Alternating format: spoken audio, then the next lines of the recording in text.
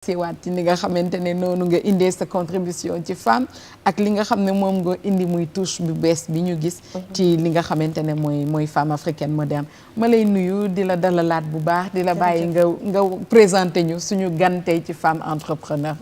jërëjëf Nina damay nuyuwaat waa téléspectateur u femme africaine moderne di remercier sama invité si teew bi mu teew sama invité nag ñu ngi koy wax Dior Fall Samb mais ñu ngi ko gën a xamee si turu Dior Birima Birima bi moom nag dinañu expliquer le pourquoi ak fan la jógee parce que bu nee Birima rek man damay xalaat waykat ba de xaw ma nag lan moo ci lien bi waaw mais waykat bi daal dinaa ko xalaat waaw buñ nee Dior Birima très bien Aminati donc ñu bàyyi Dior mu nuyoo wax ñu exactement moom mooy kan ak Birima bi fi mu jógee très bien alors voilà donc man maa ngi tudd Dior Birima donc comme ni ko Aminati waxee Dior Fall Samb donc Thiessoise la Thiès laa juddoo fa laa màggee voilà défi mes études et tout donc après si laa ñëw Dakar faire mes études supérieures donc voilà li may yëngu ci entrepreneuriat la dans l'artisanat de production donc Dior Birima bi c'est une longue histoire xam naa suñ ko fiy wax duñ fi jóge donc voilà mais Birima bi ci way wi la wala ci lan la jóge alors Aminata vraiment donc ndem si yàlla si sama papa moo tuddoon Abdoulaye Samb mais ñëpp Birima lañ ko xamoon donc man aussi sama turandoo bëri turandoo donc pour faire un peu la différence ñu noo ma Dior Birima donc ma màggee ko tur bi neex ma léegi ma continuer ma adopté ko voilà ñu gis ne sax Birima boobu moo nekk turu sa marque de chaussure bi nga xamante ne moom ngay def balaa ñoo ñëw si marque de chaussure bi dinañu wax peut-être Dior lan la jàng si lan la nekk di liggéey exactement alors donc man dem baccalauréat scientifique laa def lycée Malick Sy de Thiès donc comme ni ma waxoon léegi fa laa defee sama cursus yëpp donc ensuite ma intégré le groupe Subdeco Dakar fa laa amee un bachelor en administration des affaires donc ensuite ma def un master en business intelligence marketing donc ci wàllum communication marketing commerce vente si laay gën a yëngu d'ailleurs présentement je suis dans la direction marketing communication d'une entreprise de la place. D'accord. Voilà donc ñu gis ne yaa ngi yor sa carrière bopp di ko def mais terewul la tey jii nii nga def li nga xamante ne ni yow yaa ko moomal sa bopp est-ce que mën nga ñëwaat ci début wu li nga xamante ne mooy sa carrière ci entrepreneuriat noonu laa ko mën a tuddee ak inspiration wu Dior Birima par les chaussures. D'accord donc merci pour la question entrepreneuriat ma dama ko yàgg a def sans pour autant sax ma xam concept yu bees yi génn ñuy wax entrepreneuriat et tout donc man dama yàgg a sopp donc toujours damay bëgg xool sama entourage lu ma leen mën a apporter de positif yan solution laa mën a apporter à leurs besoins ma def ko donc ay bi may def licence donc dama toog mënuma toog sans rien faire man il faut que ma jàpp ci dara donc si laa toog xalaat ma ni man lan laay def donc après je me suis rendu compte que ni société sénégalaise société africaine dañu tàmm saa suñu jëndee dàll 2 jours après ñu dem yóbbu ko ci cordonnier bi ci angle bi pourquoi parce que bi ñuy jënd dàll bi on portait plus attention sur le design sur le prix mais pas sur la qualité donc man produit bi may apporter sama entourage pour ñu ciy bénéficier wu man aussi ma ciy bénéficier wu mooy des produits de qualité non seulement mais également faits par des artisans sénégalais parce que am nañ talent bi am nañ qualification bi donc c'est dans le sens de la valorisation de ce travail que font nos entrepreneurs qui sont là nos artisans autant pour moi voilà alors ñu gis ne Dior yaa ngi defar ay dàllu góor yaa ngi defar wala aussi ay dàllu jigéen bëgg nañ xam tey jii naka ngay defaree dàll yooyu ak artisan yi nga xamante ne ñoom bëgg nañ tey jii nii naka ngay liggéeyee ngay defaree dàll yooyu noonu ak artisan yi nga xamante ne ñoom ngay liggéeyandoo comment ça se passe exactement en fait d'accord donc man bi may doog a commencer d'accord sama yaay sax moom abaloon xaalis donc pour ñaata la abal parce que il faut que ñu dugg ci ñi lay seetaan ñu xam bu ñu nee entrepreneuriat de 200 laa commencé wala 500 wala 1000 francs wala 50 000 wala alors bi nga mujjee wax le 50 000 parce que boobu maa ngi Thiès gisaane wu ma nag de dama wax ni rek par hasard boobu bëri woon activité donc sama déplacement doon na yomb donc ma dem sama tante bu dëkk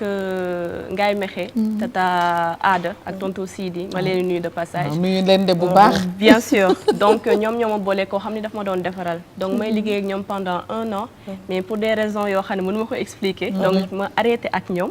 Donc comme sama activité yëpp Dakar la concentré woon. Avec sama participation ci yenn association yi. JDR yaa ma gën a xam donc je pouvais pas faire la navette. Donc ma ñëw ci sama tante boo xam ne moom laa dëkkal moom laa àndal di ko nuyu de passage. Donc mu boole maag koo xam ni il est jeune. On a la même vision. Liggéey bi mu liggéey set na te day répondre carrément à la demande, à l'exigence de mes clients.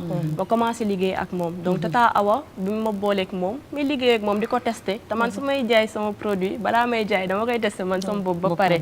parce que sama crédibilité aussi ak crédibilité marque bi c'est important. donc voilà donc ma testé ko liggéey ak moom ma leen nuyu ñoom ñëpp de passage. équipe technique boo xam ni franchement ay xale lañ. xam nañ li ñu bëgg sérieux nañ surtout. parce que Sénégal lañ nekk. te ñoom ñëpp ay sénégalais lañ. ñoom ñëpp ay sénégalais lañ. mais sama yosi ñoom macha allah ay sénégalais yu bien lañ. donc am nañ fulla ci li ñuy def. te à chaque fois man dañ may surprendre de jour en jour. donc am nañ capacité technique bi man ma am capacité managériale bi donc dañuy ñëw boole pour ñu liggéeyal Sénégal liggéeyal àdduna. alors si ni nga koy waxee nii ku lay déglu dafay yaakaar ne dafa yomb mais on sait que ce n'est pas facile. entreprendre bëgg liggéey bëgg livrer à temps ak circulation Dakar ni mu demee c'est compliqué comment ça se passe. alors alhamdulilah ñi ngi sant yàlla mais comme ni nga wax rek c'est très compliqué parce que nit ñi réalisation rek la ñuy gis mais gisuñu li nekk ci ginnaaw. c'est très compliqué dans la mesure où entrepreneur yu may seetaan te ñu yore liggéeyu jàmbur xam nañ li may wax. parce que ay góor lañ donc su fekkee yow da nga yor liggéeyu jàmbur. il faut nga respecter sa engagement ak sa employeur. te man dama yooyu liggéeyu jàmbur damay respecter sama engagement ak sama employeur. engagement mooy sa kaddu. boo ko xasee joxe nga respecter. voilà def sama liggéey nu mu waree ba kenn du mu am nu mu ma reprocher. derrière j'ai ma passion. c'est quoi c'est l'entrepreneuriat par rapport à la marque By Birima. donc samay temps. li ñu naan à mes heures perdues. je suis à fond par rapport ak activité bi. par exemple pause bi des fois ma rëcc dem. lijjanti ay commande su ma wàccee 18h 19h fa laay nekk des fois atelier ba ay 21h. donc daanaka aw ma vie. suñu sama cousin yi ñu nekk kër ga ma leen di tuddee les dinosaures. nee nañ ma yow kër gi dortoir nga ko def. man leen ba tey baax na c'est parce que am na njëriñ am na solo. très bien voilà. très bien. alors comme ni ñu ko waxee des fois nga yor liggéeyu jàmbur. c'est pas évident nga am employeur boo xamante ni dina la comprendre. ñu gis ne aussi jigéen nga yor benn responsabilité boo xamante ni yaa ngi ko doon ci benn entreprise. des fois du xaw a yomb tuuti ak contrainte de temps yi livraison yi.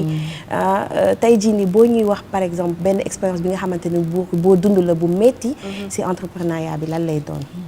alors chaque jour j'en rencontre ay exemples yu bari. d'accord pourquoi parce que yow su fekkee sa client daf la soxla parce que man au début man maa doon gérer ak sama rak maa xadi moo ma doon jàppale bu baax par rapport ak animation réseaux sociaux. donc en un moment moom tamit dafa yore liggéey ma yore sama liggéey. donc daf lay pousser à ce que nga jéem a wut koo xam daf lay jàppale. parce que su fekkee da ngay entreprendre aussi il faut avoir confiance aux gens. donc du coup journée bi client yi dañu lay woo tout le temps. te comme li ma doon wax comme da ngay respecter sa liggéey mënoo nekk réunion wala nga nekk avec un client ñu lay woo mënul nekk wala ngay envoyer message WhatsApp donc da ngay obligé toujours bàyyi ba le soir pour faire le point wala à la pause te des fois il y a des clients yoo xam ni ils n'attendent pas duñu xaar parce que buñ la amul dañuy seet feneen donc da ngay perdre clients yu bëri donc ce qui m'a poussé récemment par exemple j'ai participé au Forum Jeunesse Sénégal avec l'ambassade de France donc li ma ci jëlee mooy man type d'entrepreneur bi ma nekk il faut ma am ku ma jàppale. donc après j'ai monté une petite équipe. boo xam ne ñoo may jàppale instant bi mën naa liggéey sama liggéey. mais di coordonner. voilà ñii ñi ma gérer commande yi ñii ñi ma gérer livraison yi alhamdulilah te ñëpp a siy jàpp. très bien li am solo ci loolu équipe bi ñaata la. voilà moom laa bëggoon ñëw sax li am solo ci loolu mooy yaa ngi entreprendre. bëri na néew na mais yaa ngi jël aussi yeneen doomu Sénégal ñuy liggéey. c'est ça tey jii sa équipe ñaata nit ñoo si nekkandi. alors équipe de production bi par exemple ils sont 3-4. d'accord plus man. plus gestionnaire bi ak livreur bi.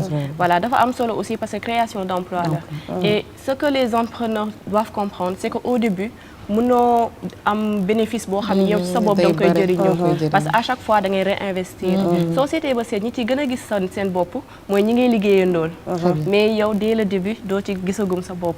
mais avec la passion au fur et à mesure avec le temps ça va venir parce que c'est un travail sur le long terme.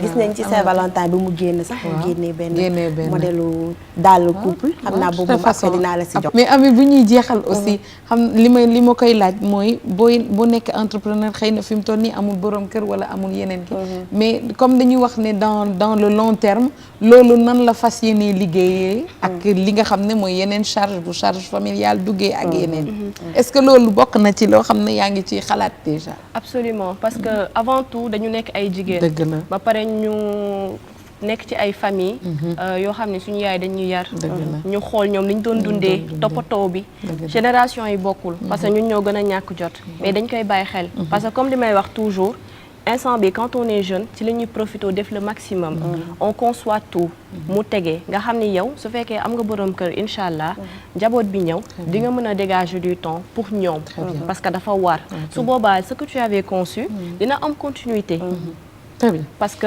liggéeyoon nga ko avant donc nii dañuy profité voilà Ami sa temps jeex na mais xarala yu bees yi moom nan lay liggéey ak ñoom waaw moom nag elle est très présente sur les réseaux sociaux xam naa li ko waral aussi mooy sa formation tey jii nii moom gëm naa ne entrepreneur yu bëri suñu leen xamee c'est grâce aux réseaux sociaux ma bàyyi la nga tàggatoo ak téléspectateurs yi introduire sa élément ñu mën a recevoir doomu colonel di la remercier Nina remercier sama invité Dior Birima di remercier aussi Twitter ñoo may suggérer des fois ñan laa war a mën a invité comme entrepreneur ku la solo sa robe bi daa rafet man de bëgg naa sama tailleur Sali la tudd mu ngi nekk Petit Mbao